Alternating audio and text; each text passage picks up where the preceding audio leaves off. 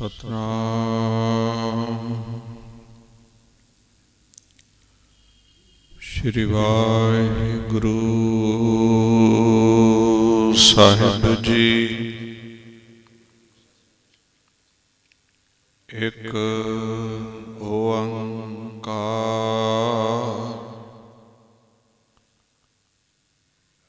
ਸਤਨਾਮ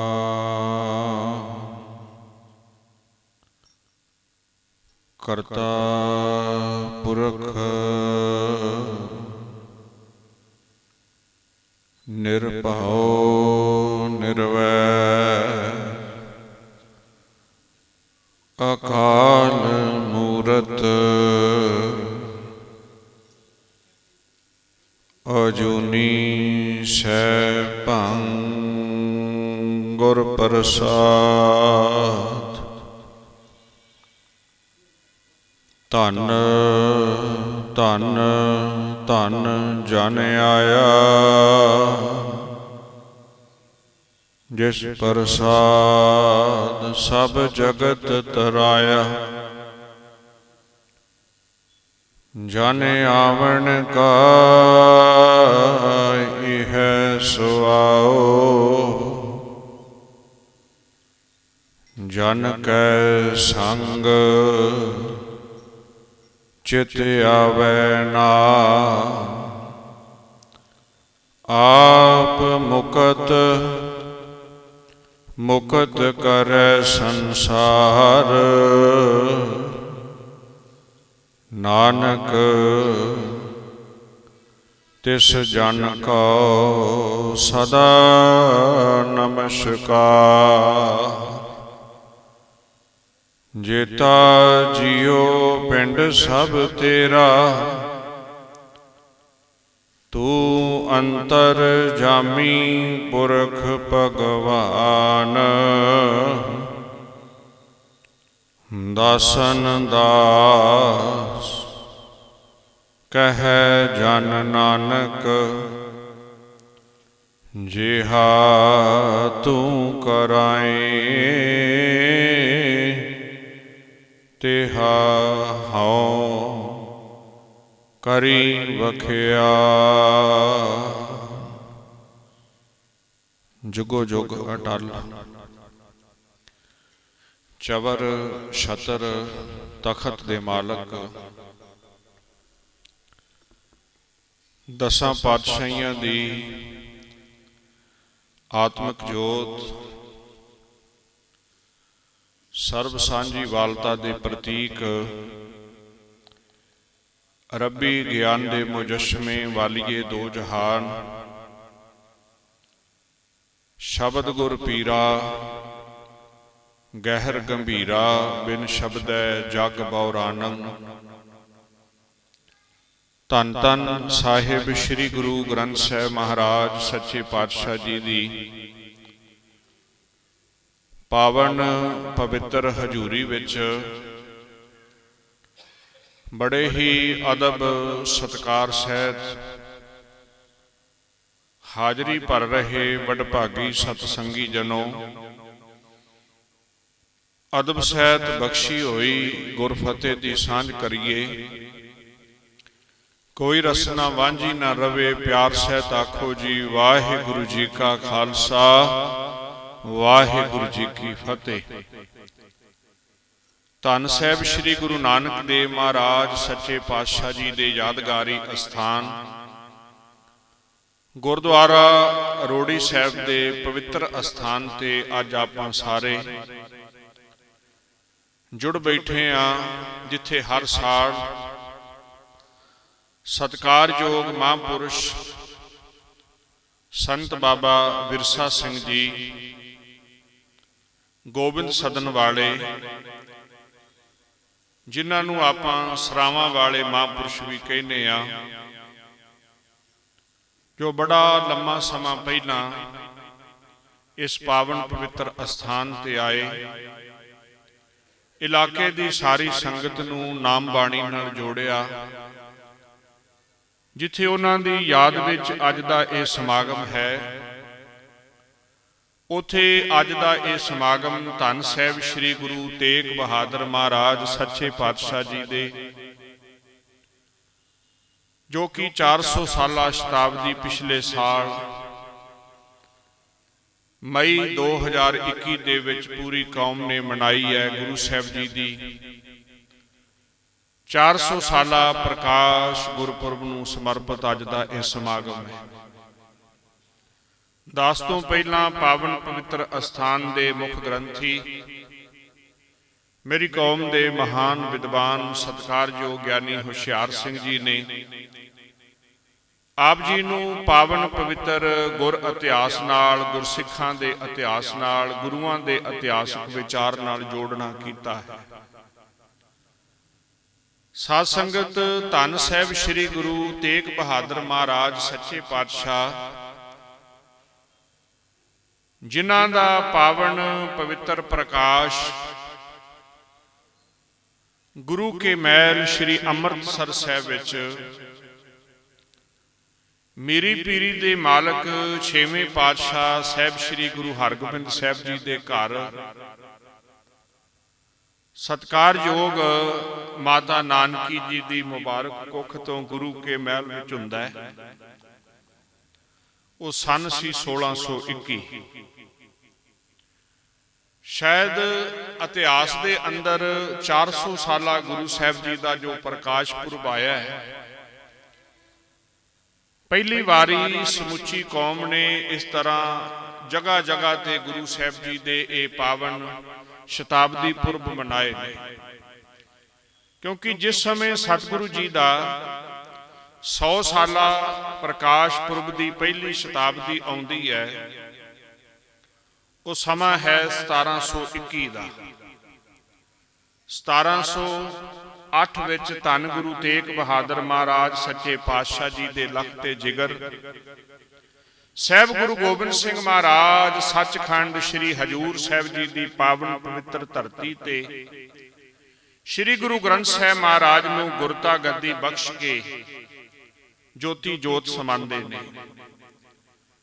1708 ਚ ਹੀ ਮਹਾਰਾਜ ਸੱਚੇ ਪਾਤਸ਼ਾਹ ਗੁਰੂ ਗੋਬਿੰਦ ਸਿੰਘ ਮਹਾਰਾਜ ਮਾਧੋ ਦਾਸ ਬੈਰਾਗੀ ਨੂੰ ਬੰਦਾ ਬਣਾ ਕੇ ਪੰਜਾਬ ਵੱਲ ਤੋਰਦੇ ਨੇ। 1710 ਵਿੱਚ ਬਾਬਾ ਬੰਦਾ ਸਿੰਘ ਬਹਾਦਰ ਸਰਹੰਦ ਨੂੰ ਫਤਿਹ ਕਰਦੇ ਨੇ। ਚੱਪੜ ਚਿੜੀ ਦੇ ਮੈਦਾਨ 'ਚ ਸੂਬੇ ਸਰਹੰਦ ਨੂੰ ਮਾਰ ਕੇ ਖਤਮ ਕਰਕੇ ਸਾਹਿਬਜ਼ਾਦਿਆਂ ਦੀ ਸ਼ਹਾਦਤ ਦਾ ਬਦਲਾ ਲਿਆ ਜਾਂਦਾ ਹੈ।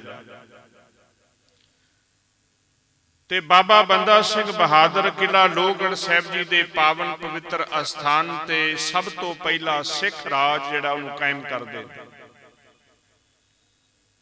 1716 ਚ ਬਾਬਾ ਬੰਦਾ ਸਿੰਘ ਬਹਾਦਰ ਜੀ ਦੀ ਸ਼ਹਾਦਤ ਹੁੰਦੀ ਏ ਤੇ ਉਦੋਂ ਬਾਅਦ ਜਦੋਂ ਗੁਰੂ ਸਾਹਿਬ ਜੀ ਦੀ 100 ਸਾਲਾ ਸ਼ਤਾਬਦੀ 1721 ਚ ਆਉਂਦੀ ਹੈ, ਹਿਸਟਰੀ ਦੇ ਵਿੱਚ ਕਿਤੇ ਨਹੀਂ ਮਿਲਦਾ ਵੀ ਕੌਮ ਨੇ ਕਿਤੇ ਇਕੱਠਿਆਂ ਹੋ ਕੇ ਵੱਡੇ ਪੱਧਰ ਤੇ ਮਹਾਰਾਜ ਜੀ ਦੀ ਸ਼ਤਾਬਦੀ ਮਨਾਈ ਹੋਵੇ। ਕਿਉਂਕਿ ਬਾਬਾ ਬੰਦਾ ਸਿੰਘ ਜੀ ਦੀ ਸ਼ਹਾਦਤ ਤੋਂ ਬਾਅਦ ਇੱਕ ਵਾਰੀ ਜਿਹੜੀ ਖੜੌਤ ਆ ਗਈ, ਖਾਲਸਾ ਜਿਹੜਾ ਸੀ ਖੇਰੂ ਖੇਰੂ ਹੋ ਗਿਆ। ਜੇ ਗੱਲ ਕਰੀਏ ਗੁਰੂ ਸਾਹਿਬ ਗੁਰੂ ਤੇਗ ਬਹਾਦਰ ਮਹਾਰਾਜ ਸੱਚੇ ਪਾਤਸ਼ਾਹ ਜੀ ਦੀ 200 ਸਾਲਾ ਸ਼ਤਾਬਦੀ ਜੋ 1821 ਵਿੱਚ ਆਈ ਏ, ਭਾਵੇਂ ਕਿ ਉਸ ਸਮੇਂ ਪੰਜਾਬ ਦੀ ਧਰਤੀ ਤੇ ਸਾਡਾ ਆਪਣਾ ਰਾਜ ਸੀ।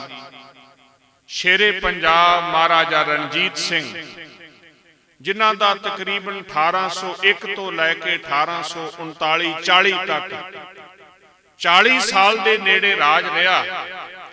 ਪਰ ਜਿਸ ਵੇਲੇ ਗੁਰੂ ਸਾਹਿਬ ਜੀ ਦੀ 200 ਸਾਲਾ ਸ਼ਤਾਬਦੀ ਆਉਂਦੀ ਹੈ, ਭਾਵੇਂ ਕਿ ਸ਼ੇਰੇ ਪੰਜਾਬ ਮਹਾਰਾਜਾ ਰਣਜੀਤ ਸਿੰਘ ਆਪਣਾ ਰਾਜ ਕਾਇਮ ਕਰਨ ਤੋਂ ਬਾਅਦ ਆਪਣੇ ਰਾਜ ਦੀਆਂ ਹੋਰ ਅਗਾਂਹ ਹੱਦਾਂ ਵਧਾਉਣ ਵਿੱਚ ਲੱਗੇ ਨੇ, ਪਰ ਹਿਸਟਰੀ ਵਿੱਚ ਕਿਤੇ ਜ਼ਿਕਰ ਨਹੀਂ ਆਉਂਦਾ ਕਿ ਗੁਰੂ ਤੇਗ ਬਹਾਦਰ ਸਾਹਿਬ ਜੀ ਦਾ 200 ਸਾਲਾ ਸ਼ਤਾਬਦੀ ਪੁਰਬ ਕੌਮ ਨੇ ਕਿਤੇ ਵੱਡੇ ਪੱਧਰ ਤੇ ਮਨਾਇਆ ਹੋਵੇ। ਜੇ ਗੱਲ ਕਰੀਏ ਗੁਰੂ ਤੇਗ ਬਹਾਦਰ ਸਾਹਿਬ ਸੱਚੇ ਪਾਤਸ਼ਾਹ ਜੀ ਦੇ 300 ਸਾਲਾ ਸ਼ਤਾਬਦੀ ਪੁਰਬ, ਜੋ ਕਿ 1921 ਚ ਆਉਂਦਾ ਏ, ਤੇ 1921 ਦੇ ਵਿੱਚ ਹੀ 21 ਫਰਵਰੀ 1921 ਨੂੰ ਨਨਕਾਣਾ ਸਾਹਿਬ ਦਾ ਸਾਕਾ ਹੁੰਦਾ ਹੈ।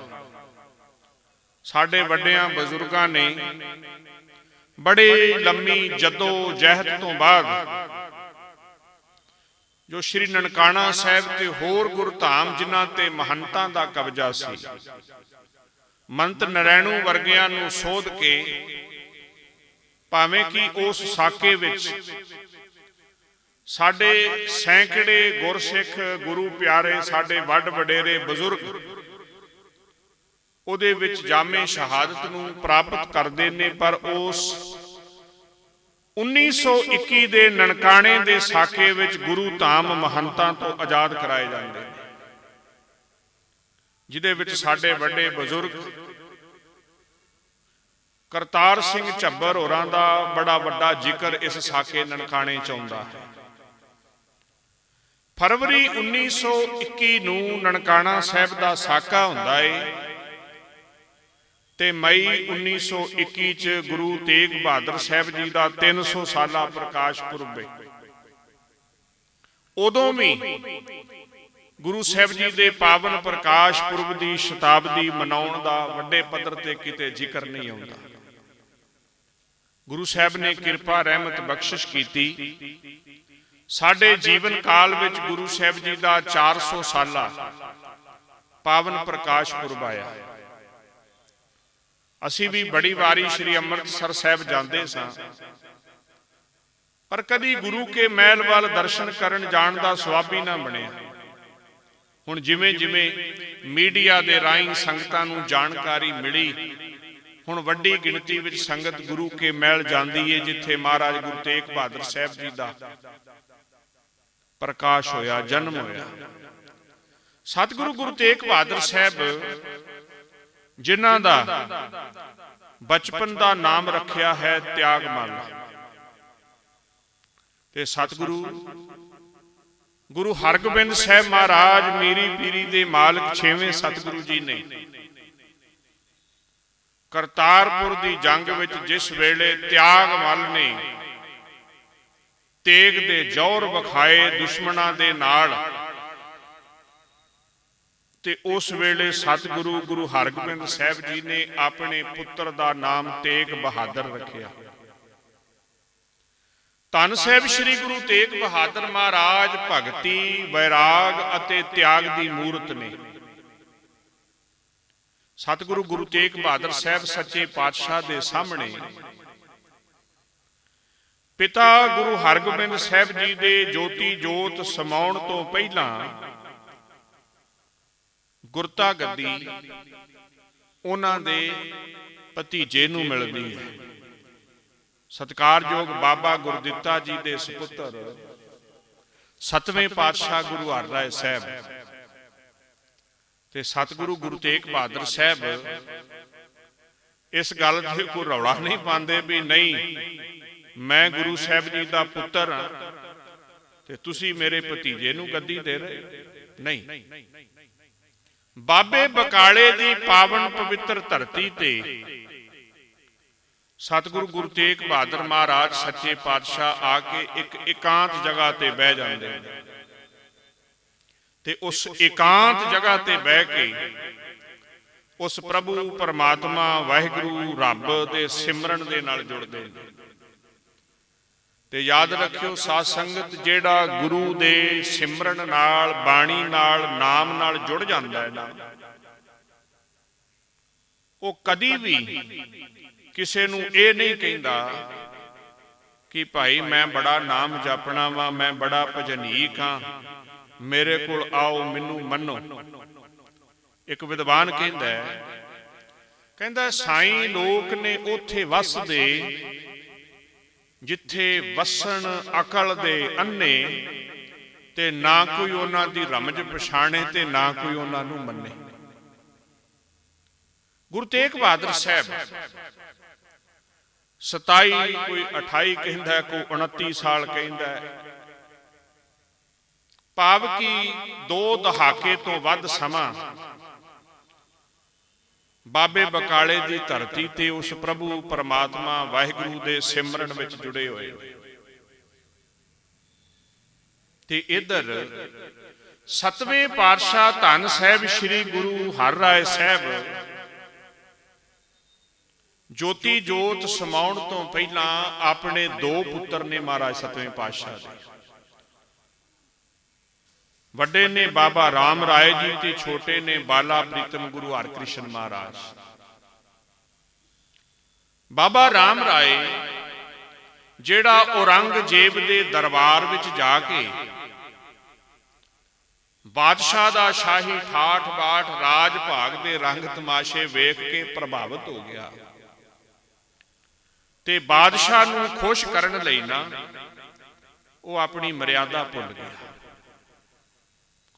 आप अज भी वेखने समय दी हुकूमत, जिस हुकूमत दे काले कानूनां दी बदौलत 13-14 महीने तो वध समा साडा आपां सारे ही किसान ही सड़कां ते बैठे रहे। ठंड भी हंडाई, गर्मी भी हंडाई, बारिशां भी हंडाइयां। ते साडे इस इलाके ने पूरे सिख कौम दे महान शख्सियत संत बाबा राम सिंह जी सिंगड़े वालियां ने अपना बलिदान, अपनी शहादत दिती। ते अज उसे बादशाह की कचहरी विच कुछ लोग सिखी भेख दे विच जाके उहदी खुशामद कर रहे। आपां वेख्या पिछले दिन काहदे लई राज भाग चों शायद सानू कुछ हिस्सा मिल जाए। ते याद रखियो जे गुरु ग्रंथ साहिब नालों वड्डा कोई राजा नहीं गा। ते जिहदी इहदे घरों पूरी नहीं पई उहदी कितों पै भी नहीं सकदी। जिहड़े लोकां नूं गुरु ग्रंथ साहिब महाराज दा प्रकाश करके बाणी दा चोगा पा के अपने नाल जोड़ रहा है, ते फिर जे वो छड्ड के दूजे अगे जांदा है ते फिर दसो जी जे ओदी गुरु ग्रंथ साहिब तो पूरी नहीं पई ते कितों पैनी भी नहीं। सिर्फ अपने छोटे छोटे निजी स्वार्थां लई बाबा राम राय ने गुरु ग्रंथ साहिब महाराज की बाणी दे विचों गुरु नानक साहिब दे एक श्लोक नूं बदलण दी कोताही कीती। मिट्टी मुसलमान दी थां ते मिट्टी बेईमान कहता। गुरु हरराय साहब ने मत्थे नहीं लाया। जेड़ा अज दून दा इलाका है ना, देहरादून, इस इलाके विच बाबे राम राय नूं बड़ी वड्डी जगीर मिली इस बदले, पर सतगुरु जी ने मत्थे नहीं लाया। आख्या जिधर है उधर तुर जा, साडे मत्थे ना लगी, तू साडा कुछ नहीं लगदा। ते गुरता गद्दी अपने छोटे साहिबजादे गुरु हरकृष्ण महाराज ने दिती। महाराज की उम्र है 5 साल। कई लोगों ने किंतु परंतु किया। 5 साल का बच्चा गुरु किवें हो गया? साध संगत धन गुरु ग्रंथ साहिब महाराज की बाणी आपां पढ़ीए।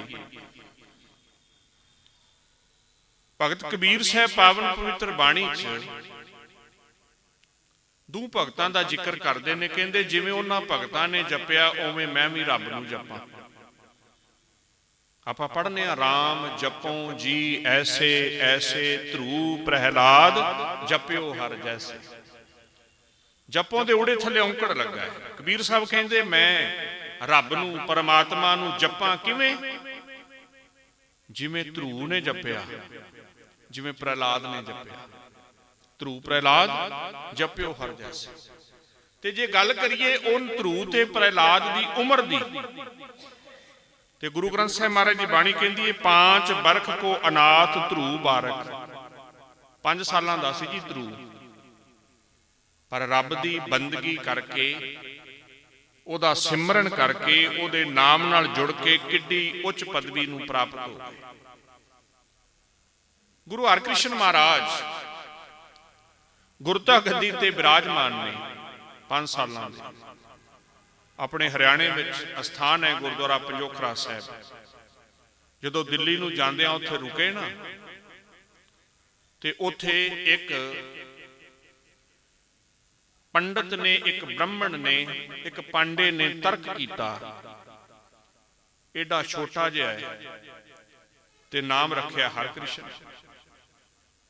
ਵਿਦਵਾਨ ਕਹਿੰਦੇ ਨੇ ਗੁਰੂ ਹਰਕ੍ਰਿਸ਼ਨ ਸਾਹਿਬ ਜੀ ਦਾ ਨਾਮ ਮਾਤਾ ਤੇ ਪਿਤਾ ਦੇ ਨਾਮ ਦਾ ਸੁਮੇਲ ਹੈ। ਮਾਤਾ ਕ੍ਰਿਸ਼ਨ ਕੌਰ ਨੇ, ਪਿਤਾ ਗੁਰੂ ਹਰ ਰਾਏ ਨੇ, ਹਰਕ੍ਰਿਸ਼ਨ ਉਹਨਾਂ ਦਾ ਨਾਮ ਹੈ। ਭਲਾ ਇਹ ਗੀਤਾ ਪੜ੍ਹ ਸਕੇਗਾ? ਗੀਤਾ ਦੇ ਸ਼ਲੋਕਾਂ ਦੇ ਅਰਥ ਕਰ ਸਕੇਗਾ? ਕਿਉਂਕਿ ਬ੍ਰਾਹਮਣ ਨੇ ਜੋ ਸਮਾਜ ਨੂੰ ਵਰਨਾਂ 'ਚ ਵੰਡ ਕੇ ਨਾ ਜੀ, ਖੱਤਰੀ, ਬ੍ਰਾਹਮਣ, ਸ਼ੂਦ ਤੇ ਵੈਸ, ਧਾਰਮਿਕ ਗ੍ਰੰਥਾਂ ਨੂੰ ਪੜ੍ਹਨ ਦਾ ਤੇ ਪੜ੍ਹਾਉਣ ਦਾ ਸਾਰਾ ਹੱਕ ਆਪਣੇ ਕੋਲ ਰੱਖ ਲਿਆ, ਦੂਜੇ ਨੂੰ ਨਹੀਂ ਦਿੱਤਾ। ਧਾਰਮਿਕ ਗ੍ਰੰਥਾਂ ਨੂੰ, ਵੇਦਾਂ ਨੂੰ, ਸਿਮਰਤੀਆਂ ਨੂੰ, ਸ਼ਲੋਕਾਂ ਨੂੰ, ਗੀਤਾ ਨੂੰ ਕੇਵਲ ਪੰਡਿਤ ਪੜ੍ਹੇਗਾ, ਦੂਜਾ ਨਹੀਂ ਪੜ੍ਹ ਸਕਦਾ। ਅੱਜ ਵੀ ਉਹ ਵਿਤਕਰਾ ਉਵੇਂ ਜਾਰੀ ਹੈ। ਉਹਨੇ ਸੋਚਿਆ ਇਹਨੇ ਕਿਹੜਾ ਗੀਤਾ ਪੜ੍ਹੀ ਹੈ, ਨਾ ਇਹਨੂੰ ਕਿਹੜਾ ਪਤਾ, ਛੋਟਾ ਜਿਹਾ ਬੱਚਾ ਹੈ। ਤੇ ਗੁਰੂ ਮਹਾਰਾਜ ਕਹਿੰਦੇ, ਭਾਈ ਤੂੰ ਉਸ ਨਗਰ ਚੋਂ ਕੋਈ ਵੀ ਬੰਦਾ ਬੁਲਾ ਲਿਆ, ਕਿੱਡਾ ਔਖਾ ਕੰਮ ਹੈ, ਉਹ ਪੜ੍ਹ ਦੇਗਾ। ਹੁਣ ਉਹਨੇ ਕੀਤੀ ਤੇ ਚਲਾਕੀ। ਇੱਕ ਪੰਡਤ ਨੇ ਉਸ ਪੰਜੋਖਰਾ ਨਗਰ ਦੇ ਇੱਕ ਮੰਦ ਬੁੱਧੀ ਛੱਜੂ ਝੂਰ ਨੂੰ ਲਿਆਂਦਾ, ਤੇ ਜਦੋਂ ਗੁਰੂ ਨੇ ਫਿਰ ਮੇਰ ਦੀ ਛੜੀ ਹੱਥ ਧਰੀ ਨਾ ਸਿਰ ਤੇ, ਕਿਉਂਕਿ ਜਦੋਂ ਗੁਰੂ ਵੱਲ ਹੋ ਜੇ, ਭੱਟਾਂ ਨੇ ਕਿਹਾ ਜਾਮ ਗੁਰੂ ਹੋਏ ਵੱਲ, ਤਨੇ ਕਿਆ ਗਾਰਬ ਦਿੱਜੈ, ਜਾਮ ਗੁਰੂ ਹੋਏ ਵੱਲ ਲੱਖ ਬਾਹੇ ਕਿਆ ਕੀਤੇ। ਗੁਰੂ ਦਇਆ ਦੇ ਘਰ ਚ ਆਇਆ, ਗੁਰੂ ਤੁੱਠਾ। ਤੇ ਫਿਰ ਉਸ ਛੱਜੂ ਝੂਰ ਨੇ ਗੀਤਾ ਦੇ ਸ਼ਲੋਕ ਵੀ ਪੜ੍ਹੇ, ਉਹਦਾ ਅਰਥ ਵੀ ਕੀਤਾ। ਗੁਰੂ ਹਰਕ੍ਰਿਸ਼ਨ ਮਹਾਰਾਜ ਬੰਗਲਾ ਸਾਹਿਬ ਦੀ ਧਰਤੀ ਤੇ ਜੋਤੀ ਜੋਤ ਸਮਾਉਂਦੇ ਨੇ, ਤੇ ਉਦੋਂ ਪਹਿਲਾਂ ਜੋ ਗੁਰਤਾ ਗੱਦੀ ਬਖਸ਼ਣ ਦਾ ਜੋ ਮਰਿਆਦਾ ਸੀ, ਜੋ ਰੀਤ ਸੀ, 5 ਪੈਸੇ ਨਾਲੀਏਰ ਫੜ ਕੇ ਆਖਿਆ ਬਾਬਾ ਬਕਾਲੇ ਹੈ ਅਗਲਾ ਗੁਰੂ ਜਿਹੜਾ ਸਾਡੇ ਤੋਂ ਬਾਅਦ। ਆਪਣੇ ਸਮਾਜ ਦੇ ਅੰਦਰ ਦਾਦੇ ਨੂੰ ਵੀ ਬਾਬਾ ਕਿਹਾ ਜਾਂਦਾ ਹੈ। ਦਾਦੇ ਦਾ ਭਰਾ ਹੈ ਗੁਰੂ ਤੇਗ ਬਹਾਦਰ ਸਾਹਿਬ, ਤੇ ਦਾਦਾ ਹੀ ਲੱਗਦਾ ਨਹੀਂ। ਗੁਰੂ ਸਾਹਿਬ ਜੋਤੀ ਜੋਤ ਸਮਾ ਗਏ, ਤੇ ਜਦੋਂ ਪਤਾ ਲੱਗਾ ਇਹ ਬਚਨ ਹੋ ਗਏ ਨੇ, ਤੇ ਬਾਬੇ ਬਕਾਲੇ ਦੀ ਧਰਤੀ ਤੇ 1 2 4 ਨਹੀਂ 20 22 ਮੰਜੀਆਂ ਡੱਠ ਗਈਆਂ, ਤੇ ਸਾਰੇ ਆਖਣ ਅਸੀਂ ਆ, ਜੋ ਗੁਰੂ ਸਾਹਿਬ ਕਹਿ ਗਏ ਨੇ ਉਹ ਅਸੀਂ ਆ। ਸਾਧ ਸੰਗਤ, ਦੁਨੀਆ ਦੇ ਇਤਿਹਾਸ ਵਿੱਚ ਆਪਾਂ ਇਹ ਤੇ ਸੁਣਿਆ ਵੀ ਫਲਾਣੀ ਥਾਂ ਤੇ ਮਹਾਰਾਜ ਨੇ ਸਿੱਖਾਂ ਦੀ ਪਰਖ ਕੀਤੀ, ਗੁਰੂ ਨਾਨਕ ਸਾਹਿਬ ਨੇ ਆਪਣੇ ਪੁੱਤਰਾਂ ਦੀ ਸਿੱਖਾਂ ਦੀ ਪਰਖ ਕੀਤੀ, ਸਾਬੋ ਕੀ ਤਲਵੰਡੀ ਮਹਾਰਾਜ ਗੁਰੂ ਗੋਬਿੰਦ ਸਿੰਘ ਮਹਾਰਾਜ ਨੇ ਡੱਲੇ ਹੋਰਾਂ ਦੀ ਪਰਖ ਕੀਤੀ, ਪਰ ਬਾਬੇ ਬਕਾਲੇ ਦੀ ਧਰਤੀ ਤੇ ਸਿੱਖ ਨੇ ਗੁਰੂ ਦੀ ਪਰਖ ਕੀਤੀ। ਬਾਬੇ ਬਕਾਲੇ ਦੀ ਧਰਤੀ ਉਹ ਸਿੱਖ ਕੌਣ ਹੈ? ਬਾਬਾ ਮੱਖਣ ਸ਼ਾਹ, ਲੂਣ ਦਾ ਵਪਾਰੀ, ਇਹਨੂੰ ਲੁਬਾਣਾ ਕਹਿੰਦੇ, ਜਿਹੜਾ ਗੁਰੂ ਨਾਨਕ ਦੇ ਘਰ ਨੂੰ ਮੰਨਣ ਵਾਲਾ ਹੈ, ਤੇ ਆਪਣੀ ਕਿਰਤ ਕਮਾਈ ਦਾ 10ਵਾਂ ਹਿੱਸਾ ਗੁਰੂ ਕਾਰਜਾਂ ਲਈ ਭੇਟ ਕਰਦਾ ਹੈ, ਜੋ ਸਿੱਖ ਨੂੰ ਹੁਕਮ ਹੈ ਦਸਵੰਧ ਦਾ। ਤੇ ਬਾਬੇ ਮੱਖਣ ਸ਼ਾਹ ਦਾ ਜਦੋਂ ਜਹਾਜ਼ ਕਹਿੰਦੇ ਡੁੱਬਣ ਲੱਗਾ ਨਾ, ਕਈ ਇਤਿਹਾਸਕਾਰ ਕਈ ਕਹਿਣਗੇ ਜੀ ਬਾਬੇ ਮੱਖਣ ਸ਼ਾਹ ਨੇ 500 ਮੋਹਰਾਂ ਸੁੱਖ ਲਈਆਂ। ਵੇਖੋ, ਸੁਖਣਾ ਸ਼ਬਦ ਗੁਰੂ ਘਰ ਚ ਨਹੀਂ ਗਾ। ਸੁਖਣਾ ਤੇ ਇੱਕ ਸ਼ਰਤ ਹੋ ਗਈ ਨਾ ਜੀ, ਐਗਰੀਮੈਂਟ ਹੋ ਗਿਆ ਵੀ ਮੇਰਾ ਇਹ ਕੰਮ ਕਰੇਗਾ ਤੇ ਮੈਂ ਰੁਮਾਲਾ ਸਾਹਿਬ ਚੜਾ ਦਿਆਂਗਾ, ਨਹੀਂ ਤੇ ਨਹੀਂ। ਜੇ ਮੇਰਾ ਇਹ ਕੰਮ ਹੋਏਗਾ ਮੈਂ ਸ਼੍ਰੀ ਅਖੰਡ ਪਾਠ ਸਾਹਿਬ ਕਰਾਵਾਂਗਾ, ਜਾਂ ਜੋ ਵੀ ਹੈ। ਨਹੀਂ, ਸੁਖਣਾ ਨਹੀਂ ਗੀ ਗੁਰੂ ਘਰ ਚ। ਪ੍ਰਿੰਸੀਪਲ ਸਤਵੀਰ ਸਿੰਘ ਜੀ ਲਿਖਦੇ ਨੇ, ਬਾਬੇ ਮੱਖਣ ਸ਼ਾਹ ਦਾ ਜੋ ਬਚਨ ਸੀ ਨਾ, ਆਖਣ ਲੱਗਾ, ਮਹਾਰਾਜ ਇਸ ਜਹਾਜ਼ ਦੇ ਵਿੱਚ ਜੇ 9 ਹਿੱਸੇ ਮੇਰੇ ਡੁੱਬਣੇ ਨੇ, ਇੱਕ ਤੇਰਾ ਵੀ ਹੈ। 10ਵਾਂ ਦਿੰਦਾ ਹੈ ਗੁਰੂ ਘਰ। ਤੇ ਮਹਾਰਾਜ ਸੱਚੇ ਪਾਤਸ਼ਾਹ, ਤੇਰੇ ਤੋਂ ਬਿਨਾ ਹੁਣ ਮੇਰਾ ਹੋਰ ਕੋਈ ਆਸਰਾ ਨਹੀਂਗਾ। ਤੇ ਯਾਦ ਰੱਖੋ, ਜਦੋਂ ਬੰਦਾ ਇੱਕ ਤਾਂ ਭਰੋਸਾ ਰੱਖ ਲੈਂਦਾ ਹੈ ਨਾ, ਗੁਰੂ ਤੇਗ ਬਹਾਦਰ ਸਾਹਿਬ ਦੀ ਬਾਣੀ ਆਪਾਂ ਪੜ੍ਹਨੇ ਆ। ਗੁਰੂ ਤੇਗ ਬਹਾਦਰ ਸਾਹਿਬ ਇੱਕ ਤੇ ਭਰੋਸਾ ਕਰਨ ਦੀ ਗੱਲ ਸਾਨੂੰ ਬਾਣੀ 'ਚ ਇਤਿਹਾਸਕ ਉਦਾਹਰਨਾਂ ਸਹਿਤ ਸਮਝਾਉਂਦੇ ਨੇ। ਪੜ੍ਹਨੇ ਆਪਾਂ ਮਹਾਰਾਜ ਦੇ ਬਚਨ, ਹਰ ਕੋ ਨਾਮ ਸਦਾ ਸੁਖਦਾਈ, ਜਾ ਕੋ ਸਿਮਰ ਅਜਾਮਲ ਉਦਰਿਓ, ਗਨਕਾ ਹੂੰ ਗਤ ਪਾਈ, ਪੰਚਾਲੀ ਕੋ ਰਾਜ ਸਭਾ ਮੈਂ ਰਾਮ ਨਾਮ ਸੁਧ ਆਈ। ਪੰਚਾਲੀ ਦ੍ਰੋਪਦੀ, ਇੱਥੋਂ ਸਾਡੇ ਦਾ ਇੱਥੋਂ ਦਾ ਇਤਿਹਾਸ ਹੈ ਕੁਰੂਕਸ਼ੇਤਰ ਦਾ। ਜਿਸ ਵੇਲੇ ਭਰੀ ਸਭਾ ਦੇ ਅੰਦਰ ਪੰਚਾਲੀ ਨੂੰ ਬੇਪਤ ਕਰਨ ਦਾ ਹੁਕਮ ਦਿੰਦਾ ਹੈ ਦੁਰਯੋਧਨ ਆਪਣੇ ਭਰਾ ਦੁਸ਼ਾਸਨ ਨੂੰ। ਭਾਈ ਗੁਰਦਾਸ ਸਾਹਿਬ ਲਿਖਦੇ ਨੇ, ਅੰਦਰ ਸਭਾ ਦੁਸ਼ਾਸਨੇ ਮੱਥੇ ਵਾਲ ਦ੍ਰੋਪਦੀ ਆਨੀ, ਦੂਤਾਂ ਨੂੰ ਫਰਮਾਇਆ ਨਗਨ ਕਰੋ ਪੰਚਾਲੀ ਬਾਂਦੀ, ਪੰਜੇ ਪਾਂਡਵ ਵੇਖਦੇ ਆਵਦ ਰੁੱਡੀ ਨਾਰਜ। ਉਹ ਸਭਾ ਦੇ ਵਿੱਚ 5 ਪਾਂਡਵ ਬੈਠੇ ਨੇ, ਗੁਰੂ ਦ੍ਰੋਣਚਾਰਿਆ ਬੈਠਾ ਹੈ, ਭੀਸ਼ਮ ਪਿਤਾਮਾ ਵਰਗੇ ਬੈਠੇ ਨੇ। ਦੁਰਯੋਧਨ ਨੇ ਹੁਕਮ ਕੀਤਾ ਵੀ ਇਹਨੂੰ ਬੇਪਤ ਕਰ ਦਿਓ, ਵਸਤਰਹੀਨ ਕਰ ਦਿਓ। ਹੁਣ ਪਹਿਲਾਂ ਉਸ ਦ੍ਰੋਪਦੀ ਨੂੰ ਇਹ ਭਰੋਸਾ ਹੈ ਵੀ ਜਿਸ ਸਭਾ ਦੇ ਵਿੱਚ ਦ੍ਰੋਣਚਾਰਿਆ ਬੈਠਾ, ਭੀਸ਼ਮ ਪਿਤਾਮਾ ਬੈਠਾ, ਉੱਥੇ ਮੇਰੀ ਪੱਤ ਨੂੰ ਕੋਈ ਹੱਥ ਨਹੀਂ ਪਾ ਸਕਦਾ। ਜੇ ਇਹਨਾਂ ਦੇ ਵਿੱਚੋਂ ਕੋਈ ਵੀ ਮੇਰੀ ਪੱਤ ਨੂੰ ਹੱਥ ਪਾਏਗਾ, ਅਰਜਨ ਦੇ ਤੀਰਾਂ ਅੱਗੇ, ਭੀਮ ਦੀਆਂ ਬਾਹਾਂ ਅੱਗੇ ਕੌਣ ਅੜੇਗਾ? ਇਹ ਉਹਨੂੰ ਭਰੋਸਾ ਸੀ, ਕਈਆਂ ਦਾ ਭਰੋਸਾ ਸੀ। ਦ੍ਰੋਣਚਾਰਿਆ ਤੇ ਭਰੋਸਾ ਹੈ, ਭੀਸ਼ਮ ਪਿਤਾਮਾ ਤੇ ਭਰੋਸਾ ਹੈ, ਆਪਣੇ 5 ਪਤੀਆਂ ਤੇ ਭਰੋਸਾ ਹੈ। ਤੇ ਜਿਸ ਵੇਲੇ ਇਹਨਾਂ 5 ਨੇ ਧੌਣ ਨੀਵੀਂ ਕਰ ਲਈ, ਨੀਵੀਂ ਪਾ ਲਈ, ਕੋਈ ਨਹੀਂ ਬੋਲਿਆ। ਗੁਰੂ ਤੇਗ ਬਹਾਦਰ ਸਾਹਿਬ ਕਹਿੰਦੇ ਨੇ, ਫਿਰ ਪੰਚਾਲੀ ਕੋ ਰਾਜ ਸਭਾ ਮੈਂ ਰਾਮ ਨਾਮ ਸੁਧ ਆਈ। ਫਿਰ ਉਹਨੇ ਵੇਖਿਆ ਵੀ ਹੁਣ ਰੱਬ ਤੋਂ ਬਿਨਾ ਕੋਈ ਨਹੀਂ। ਤੇ ਫਿਰ ਤਾਂ ਕੋ ਦੁੱਖ ਹਰਿਓ ਕਰੁਣਾ ਮੈਂ ਆਪਣੀ ਪੈਜ ਬੜਾਈ। ਕੋਈ ਬੜੇ ਸਾਲਾਂ ਤੋਂ ਦ੍ਰੋਪਦੀ ਰੱਬ ਨੂੰ ਜਪਣ ਵਾਲੀ ਨਹੀਂ ਸੀ, ਪਰ ਪ੍ਰਮਾਤਮਾ ਨੇ ਆਪਣੇ ਬਿਰਦ ਦੀ ਲਾਜ ਰੱਖੀ। ਜਦੋਂ ਬੰਦਾ ਇੱਕ ਤੇ ਭਰੋਸਾ ਕਰ ਲੈਂਦਾ, ਤੇ ਜਦੋਂ ਕਈ ਥਾਈਂ ਭਰੋਸਾ ਹੋਵੇ ਨਾ,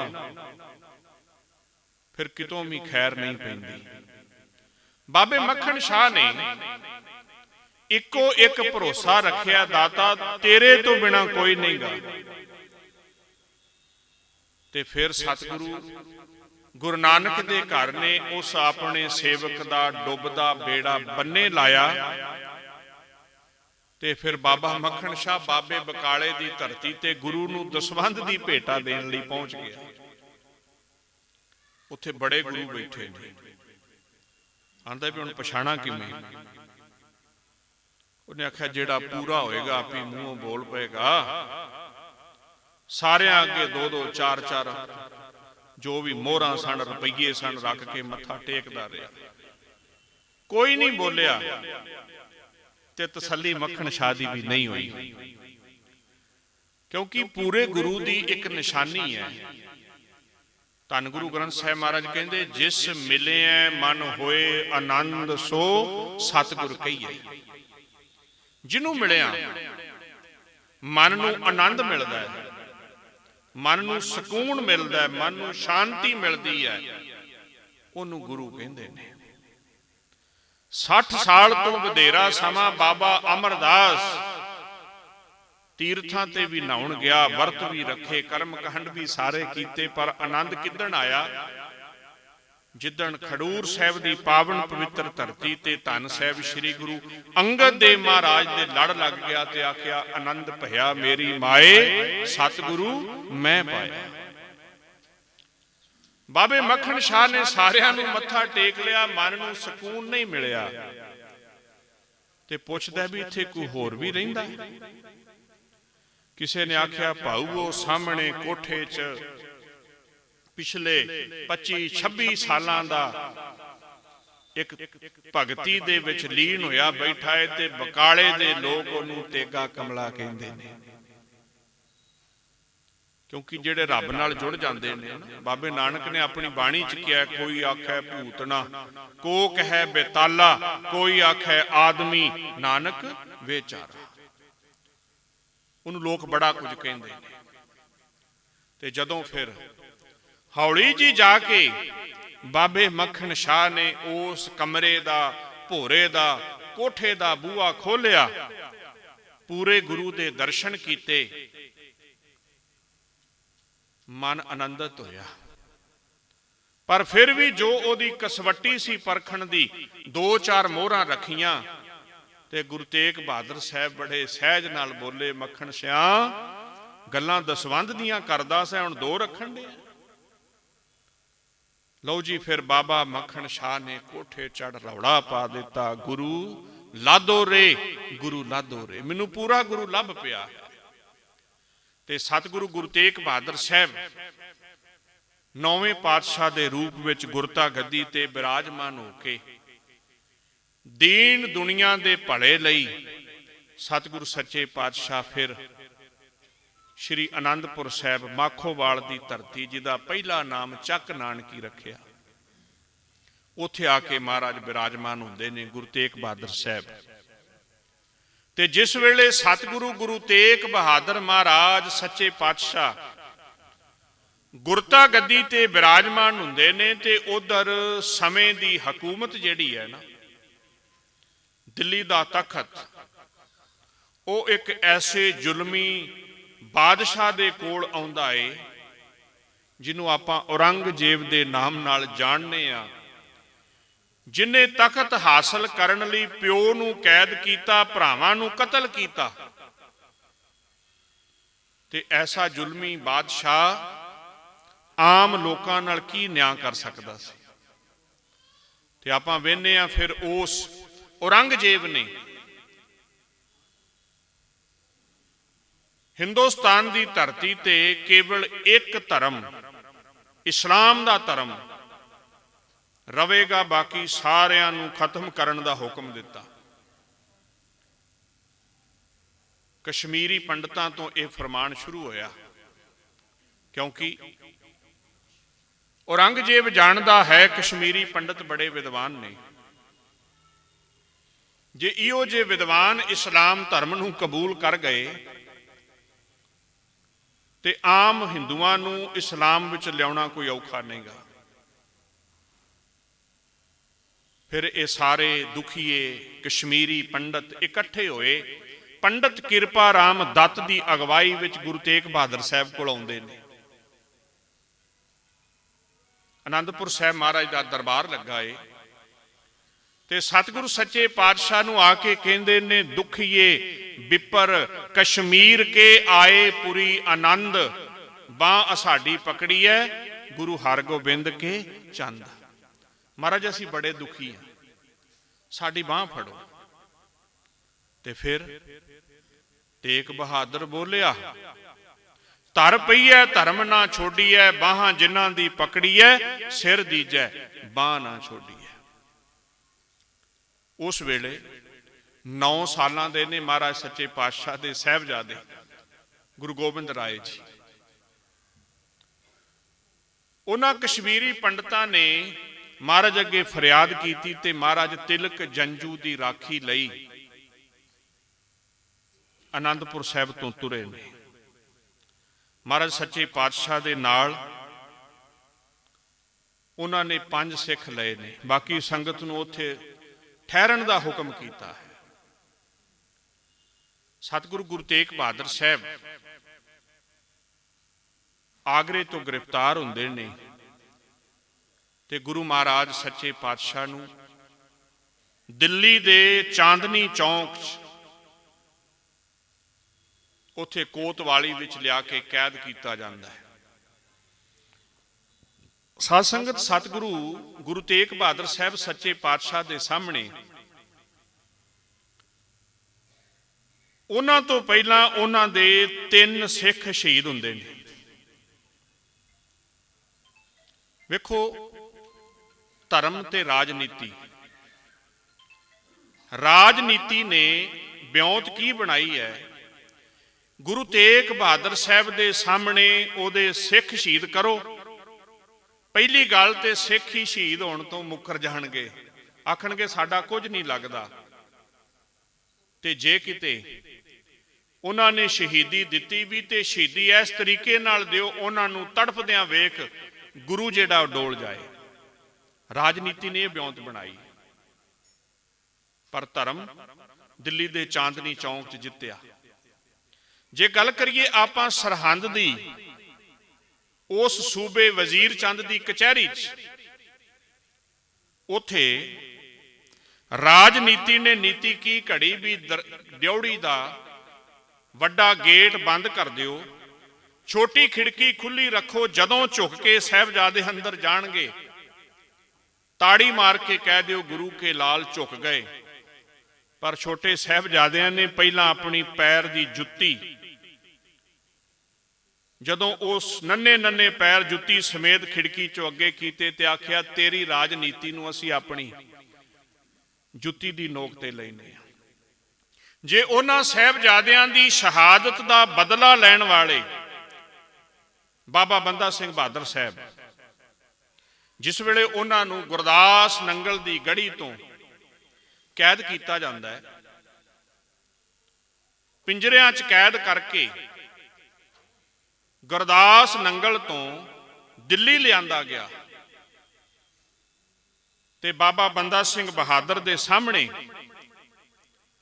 700 ਤੋਂ ਵੱਧ ਉਹਨਾਂ ਦੇ ਸਿੱਖ ਸ਼ਹੀਦ ਕੀਤੇ। 7-8 ਦਿਨ ਇਹ ਕਤਲੋ ਗਾਰਤ ਚੱਲਦਾ ਰਿਹਾ। ਬਾਬਾ ਬੰਦਾ ਸਿੰਘ ਬਹਾਦਰ ਨਹੀਂ ਡੋਲੇ। ਪੌਣੇ 4 ਸਾਲ ਦਾ ਬਾਬਾ ਬੰਦਾ ਸਿੰਘ ਬਹਾਦਰ ਦਾ ਪੁੱਤਰ ਏ ਤੇ ਉਸ ਬਾਬਾ ਬੰਦਾ ਸਿੰਘ ਬਹਾਦਰ ਦੇ ਪੁੱਤਰ ਦਾ ਕਤਲ ਕਰਕੇ ਉਹਦਾ ਧੜਕਦਾ ਹੋਇਆ ਦਿਲ ਜਿਹੜਾ ਸੀ ਕੱਢ ਕੇ ਜਲਾਦ ਨੇ ਬਾਬਾ ਬੰਦਾ ਸਿੰਘ ਦੇ ਮੂੰਹ 'ਚ ਪਾਉਂਦਿਆਂ ਜਲਾਦ ਕੰਬ ਗਿਆ, ਪਰ ਬਾਬਾ ਬੰਦਾ ਸਿੰਘ ਬਹਾਦਰ ਨਹੀਂ ਡੋਲਿਆ। ਸੋ ਮਹਾਂਪੁਰਸ਼ ਪਹੁੰਚ ਗਏ ਨੇ। ਮੈਂ ਸਮਾਪਤੀ ਵੱਲ ਆਵਾਂ। ਦਿੱਲੀ ਦੇ ਚਾਂਦਨੀ ਚੌਂਕ 'ਚ ਗੁਰੂ ਤੇਗ ਬਹਾਦਰ ਸਾਹਿਬ ਜੀ ਦੇ ਸਾਹਮਣੇ 3 ਸਿੱਖ, ਬਾਬਾ ਮਤੀ ਦਾਸ, ਬਾਬਾ ਸਤੀ ਦਾਸ, ਬਾਬਾ ਦਿਆਲਾ ਜੀ, ਉਹਨਾਂ ਨੂੰ ਸ਼ਹੀਦ ਕੀਤਾ ਗਿਆ। ਉਹਨਾਂ ਤੋਂ ਆਖਰੀ ਇੱਛਾ ਪੁੱਛੀ ਗਈ। ਭਾਈ ਮਤੀ ਦਾਸ ਨੂੰ ਤੇਰੀ ਆਖਰੀ ਖਵਾਇਸ਼, ਕਹਿੰਦਾ ਇੱਕੋ ਇੱਛਾ ਏ, ਮੂੰਹ ਉਧਰ ਰੱਖਿਓ ਜੇ ਜਿੱਧਰ ਸਾਹਮਣੇ ਗੁਰੂ ਤੇਗ ਬਹਾਦਰ ਸਾਹਿਬ ਬੈਠੇ ਨੇ ਪਿੰਜਰੇ 'ਚ। ਇੱਕ ਵਿਦਵਾਨ ਲਿਖਦਾ, ਕਹਿੰਦਾ ਹਨੇਰੀ ਰਾਤ ਸੀ ਤੇ ਚੌਂਕ ਸੀ ਚਾਂਦਨੀ ਦਾ,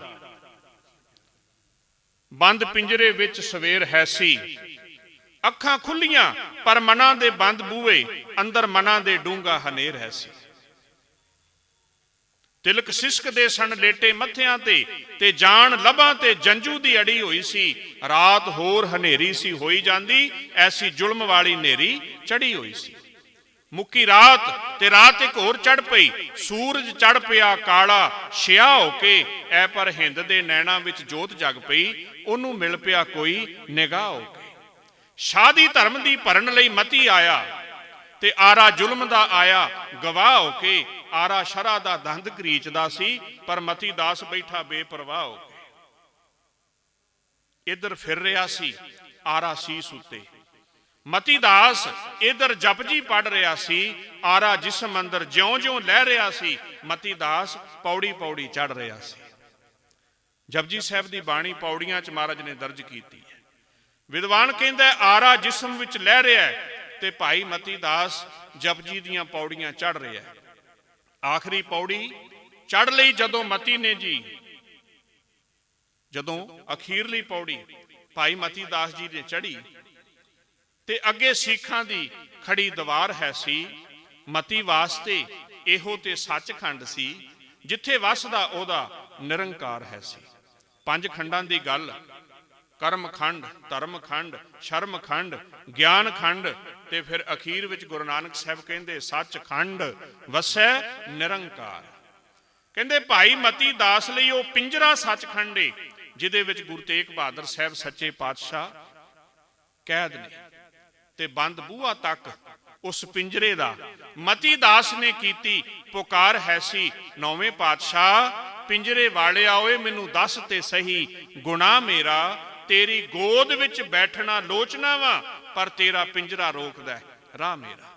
ਤੇ ਗੁਰੂ ਤੇਗ ਬਹਾਦਰ ਸਾਹਿਬ ਅੱਗੋਂ ਜਵਾਬ ਕੀ ਦਿੰਦੇ, ਖੁੱਲੇ ਬੁੱਲ ਤੇ ਰਹਿਮਤਾਂ ਵਸ ਪਈਆਂ। ਬੋਲੇ ਨੌਵੇਂ ਹਜੂਰ ਮੁਸਕਰਾ ਕਰਕੇ, ਮਤੀ ਦਾਸ ਜਗ ਦਾ ਹਰ ਪਿੰਜਰਾ ਪੜਦਾ ਭਰਮਦਾ ਏ, ਤੂੰ ਅੰਦਰ ਲੰਘਿਆ ਪੜਦਾ ਹਟਾ ਕਰਕੇ, ਤੇ ਜੇਕਰ ਫੇਰ ਵੀ ਸਮਝਣਾ ਦੂਰੀਆਂ ਤੂੰ ਤੇ ਠੀਕਰ ਅਸੀਂ ਦਲੀਸ ਸਿਰ ਫੋਰ ਦਾਂਗੇ, ਤੇਰੇ ਮੇਰੇ ਵਿੱਚ ਰਹੇ ਨਾ ਫਰਕ ਬਾਕੀ, ਕੱਲ ਨੂੰ ਅਸੀਂ ਵੀ ਪਿੰਜਰਾ ਤੋੜ ਦਾਂਗੇ। ਸੋ ਐਸੇ ਦੀਨ ਦਿਆਲ ਸਤਿਗੁਰੂ ਗੁਰੂ ਤੇਗ ਬਹਾਦਰ ਸਾਹਿਬ ਸੱਚੇ ਪਾਤਸ਼ਾਹ, ਜਿਨ੍ਹਾਂ ਦਾ ਆਪਾਂ 401 ਸਾਲਾ ਜੋ ਪ੍ਰਕਾਸ਼ ਪੁਰਬ ਮਈ ਮਹੀਨੇ ਵਿੱਚ ਆਉਣਾ, ਉਹਨੂੰ ਸਮਰਪਿਤ ਅੱਜ ਦਾ ਇਹ ਸਮਾਗਮ ਹੈ। ਤੇ ਨਾਲ ਨਾਲ ਸਤਿਕਾਰਯੋਗ ਸੰਤ ਬਾਬਾ ਵਿਰਸਾ ਸਿੰਘ ਜੀ, ਜਿਨ੍ਹਾਂ ਨੇ ਆਪਣੀ ਸਾਰੀ ਜ਼ਿੰਦਗੀ ਦੀਨ ਦੁਨੀਆ ਦੇ ਭਲੇ ਲਈ, ਲੋਕਾਈ ਨੂੰ ਇੱਕ ਰੱਬ ਨਾਲ ਜੋੜਨ ਲਈ, ਕਿਉਂਕਿ ਪਰਮਾਤਮਾ ਦੇ ਨਾਮ ਕਈ ਨੇ। ਗੁਰਬਾਣੀ ਕਹਿੰਦੀ ਹੈ ਕੋਈ ਬੋਲੇ ਰਾਮ ਰਾਮ, ਕੋਈ ਖੁਦਾਏ, ਕੋਈ ਸੇਵੈ ਗੋਸਈਆਂ, ਕੋਈ ਅਲਾਏ। ਬਾਬਾ ਜੀ ਨੇ ਆਪਣੇ ਨਾਲ ਜੁੜੀ ਹੋਈ ਸੰਗਤ ਨੂੰ ਗੁਰੂ ਗ੍ਰੰਥ ਸਾਹਿਬ ਮਹਾਰਾਜ ਦੀ ਬਾਣੀ ਨਾਲ ਜੋੜਿਆ। ਬਿਲਕੁਲ ਸਿੰਪਲ ਜਿਹਾ ਤਰੀਕਾ, ਇੱਕ ਓੰਕਾਰ ਸਤਨਾਮ ਸ਼੍ਰੀ ਵਾਹਿਗੁਰੂ। ਇਹ ਜਾਪ ਹਰ ਇੱਕ ਨੂੰ ਆਖਣਾ ਭਾਈ ਜਪੋ, ਜਿਹੜਾ ਨਹੀਂ ਬਾਣੀ ਪੜ੍ਹ ਸਕਦਾ। ਉਹਨਾਂ ਨੇ ਆਪਣੇ ਅਸਥਾਨ ਤੇ ਜਿੱਥੇ ਸ਼੍ਰੀ ਗੁਰੂ ਗ੍ਰੰਥ ਸਾਹਿਬ ਮਹਾਰਾਜ ਦਾ ਪ੍ਰਕਾਸ਼ ਹੈ, ਉੱਥੇ ਸਾਂਝੀ ਵਾਲਤਾ ਦਾ ਪ੍ਰਤੀਕ ਮੰਦਰ ਵੀ, ਮਸਜਿਦ ਵੀ, ਗਿਰਜਾ ਵੀ, ਕਿਉਂਕਿ ਇਹ ਸਾਰੇ ਅਸਥਾਨ, ਜਿਵੇਂ ਇੱਕ ਘਰ 'ਚ ਬਜ਼ੁਰਗ ਹੁੰਦਾ ਨਾ, ਵੱਡਾ ਬਜ਼ੁਰਗ ਨੂੰ ਉਹਦੇ ਪੁੱਤਰ ਪਿਓ ਕਹਿੰਦੇ ਨੇ, ਉਹਦੇ ਪੋਤਰੇ ਦਾਦਾ ਕਹਿੰਦੇ ਨੇ, ਭਤੀਜੇ ਉਹਨੂੰ ਤਾਇਆ ਕਹਿੰਦੇ ਨੇ, ਦੋਤਰੇ ਉਹਨੂੰ ਨਾਨਾ ਕਹਿੰਦੇ ਨੇ, ਭਾਣਜੇ ਉਹਨੂੰ ਮਾਮਾ ਕਹਿੰਦੇ ਨੇ, ਹੈ ਤੇ ਉਹ ਇਕੱਲਾ ਹੀ। ਉਸੇ ਤਰ੍ਹਾਂ ਉਹ ਰੱਬ ਇੱਕ ਏ, ਜਿੰਨੇ ਉਹਦੇ ਨਾਮ ਨੇ ਉਹਨੇ ਨਾਵਾਂ ਨਾਲ, ਕੋਈ ਉਹਨੂੰ ਰਾਮ ਕਹਿ ਰਿਹਾ, ਕੋਈ ਰਹੀਮ ਕਹਿ ਰਿਹਾ, ਕੋਈ ਅੱਲਾ ਕਹਿੰਦਾ, ਕੋਈ ਵਾਹਿਗੁਰੂ ਕਹਿੰਦਾ। ਬਦਕਿਸਮਤੀ ਹੈ, ਸਮਾਜ ਨੂੰ ਧਰਮ ਦੇ ਨਾਂ ਤੇ ਰਾਜਨੀਤਿਕ ਲੋਕ ਵੰਡਦੇ ਨੇ। ਮੈਂ ਕੱਲ ਪਰਸੋਂ ਇੱਕ ਕਿਸੇ ਮੁਸਲਮਾਨ ਸ਼ਾਇਰ ਦੀ ਬੜੀ ਸੋਹਣੀ ਕਵਿਤਾ ਮੈਨੂੰ ਲੱਗੀ। ਉਹ ਕਹਿੰਦਾ, ਮਸਜਿਦ ਮੇਰੀ ਤੂੰ ਕਿਉਂ ਢਾਵੇਂ ਤੇ ਮੈਂ ਕਿਉਂ ਤੋੜਾਂ ਮੰਦਰ ਨੂੰ, ਆ ਜਾ ਦੋਵੇਂ ਰਲ ਕੇ ਪੜੀਏ ਇੱਕ ਦੂਜੇ ਦੇ ਅੰਦਰ ਨੂੰ। ਤੇਰੇ ਅੰਦਰ ਵੀ ਉਹ ਬੈਠਾ, ਮੇਰੇ ਅੰਦਰ ਵੀ ਉਹ ਬੈਠਾ, ਫਿਰ ਇਹ ਧਰਮਾਂ ਦਾ ਰੌਲਾ ਕਿਉਂ, ਝਗੜਾ ਕਿਉਂ। ਸੋ ਐਸੇ ਪਰਉਪਕਾਰੀ ਮਹਾਂਪੁਰਸ਼ ਜਿਹੜੇ ਦੁਨੀਆ ਤੋਂ ਸ਼ਰੀਰ ਕਰਕੇ ਜਾਂਦੇ ਨੇ, ਪਰ ਉਹ ਦੁਨੀਆ ਵਿੱਚ ਸਦਾ ਰਹਿੰਦੇ ਨੇ। ਗੁਰੂ ਗ੍ਰੰਥ ਸਾਹਿਬ ਜੀ ਦੀ ਬਾਣੀ ਕਹਿੰਦੀ ਹੈ, ਜੀਵਤ ਪੇਖੇ ਜਿਨੀ ਹਰ ਹਰ ਧਿਆਇਆ, ਸਾਧ ਸੰਗ ਤਿਨੀ ਦਰਸ਼ਨ ਪਾਇਆ। ਐਸੇ ਮਹਾਂਪੁਰਸ਼ਾਂ ਦੀ ਯਾਦ 'ਚ ਆਪਾਂ ਹਰ ਸਾਲ ਪਾਵਨ ਸਥਾਨ ਤੇ ਜੁੜਨੇ ਆ। ਸੋ ਧੰਨ ਗੁਰੂ ਗ੍ਰੰਥ ਸਾਹਿਬ ਮਹਾਰਾਜ ਸੱਚੇ ਪਾਤਸ਼ਾਹ ਜੀ ਦਾ ਕੋਟਾਨ ਕੋਟ ਧੰਨਵਾਦ, ਜਿਨ੍ਹਾਂ ਨੇ ਆਪਾਂ ਸਾਰਿਆਂ ਨੂੰ ਆਪਣੀ ਸੰਗਤ ਦੇ ਅੰਦਰ, ਆਪਣੀ ਗੋਦ ਅੰਦਰ ਜੁੜ ਬੈਠਣ ਦਾ ਸੁਭਾਗ ਸਮਾਂ ਪ੍ਰਾਪਤ ਬਖਸ਼ਿਆ ਹੈ। ਸੋ ਆਪ ਸਾਰੀ ਸੰਗਤ ਦਾ ਗੁਰੂ ਗ੍ਰੰਥ ਸਾਹਿਬ ਮਹਾਰਾਜ ਦਾ ਧੰਨਵਾਦ।